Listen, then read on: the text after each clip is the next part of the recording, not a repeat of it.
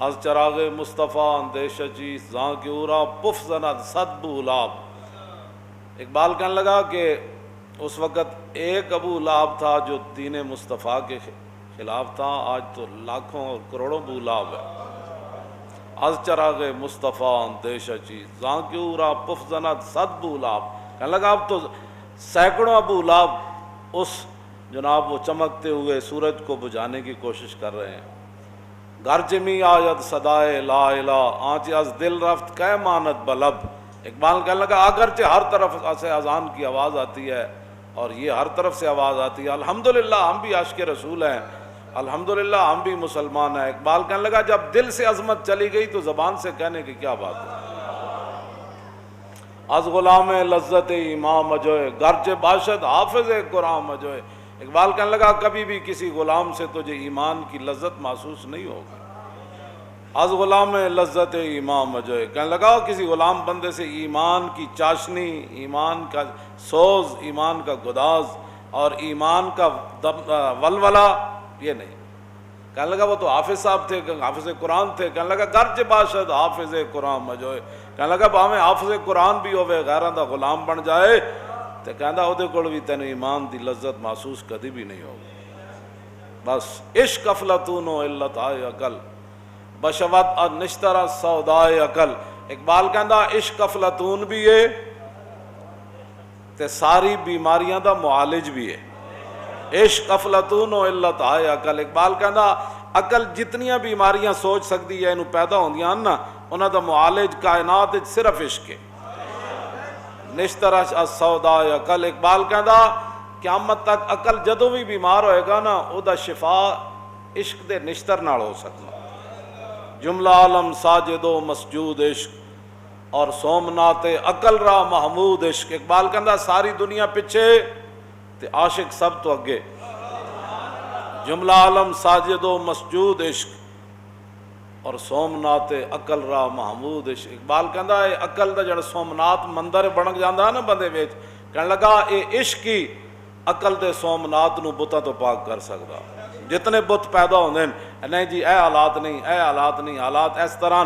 اقبال کہندا قیامت تک عقل کے سومنات کو بتوں سے اگر کوئی پاک کر سکتا ہے تو وہ رسول اللہ کی محبت ہے بس۔ سونا پاس ہے سونا بن ہے، سونا زہر ہے اٹھ پیارے۔ اب سونا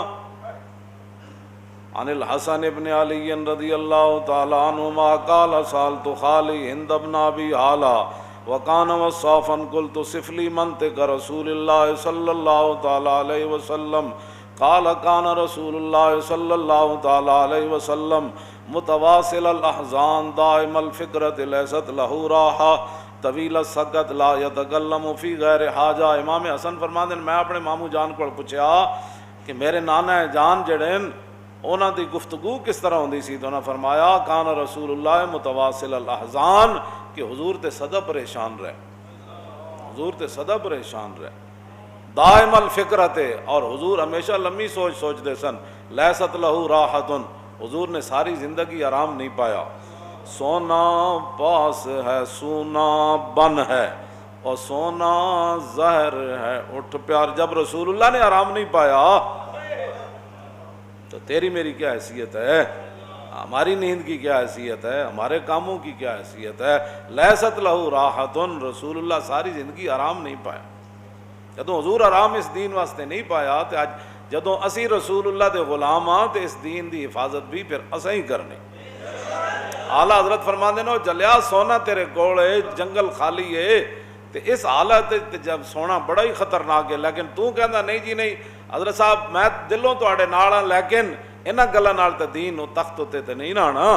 تو انہوں نے کہا حضرت صاحب میں تواڈے دلوں بھی نال ہاں تے ظاہری طور تے بھی نال ہاں، تے جدوں حضور دے دین نو لوڑ پئی تے سب تو پہلے گردن میری ہوئے گی۔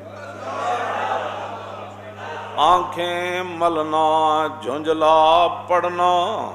اسی گل کر دی اچھا جی اسی تو پہلی باری سنی تو میں کہ سننی سی نہ چلیا اے نواں ہی تسی گل کیتی اسی تو نہیں سنی اج تک۔ چٹی داڑھی ہو گئی، میں کہ پھر ہن تیری چٹی داڑھی دا ساڈا عمل دخل تے کوئی نہیں، وہ تے ہونی سی، وہ تے ایک دن آنا ہے اعلان بھی ہو جانا ہے بابا مر گیا۔ اتنے رہنا کسی بھی نہیں، سدا تے بادشاہی اس دی، کل من علیہا فان و یبقا وجہ ربک ذو الجلال والاکرام لا الہ الا ہوا کل شیء ہالک الا وجہہ، اللہ کے علاوہ کوئی معبود نہیں، ہر ایک نے دنیا سے جانا ہے، صرف رب العالمین کی ذات رہ جانے والی ہے۔ ہاں تو پھر تو چٹی داڑھی ایویں کرتا رہا، اسی تو جی یہ گل کدی نہیں سنی، اسی تو گل نہیں کدی سنی، اے جی بڑی گل ڈاڑھی کرنے نو، میں آخر ڈاڑھی نہیں کرتا، اصل بات ہے کہ تیرا مزاج صفرا ہے، پہلے کسی حکیم کو علاج کرا۔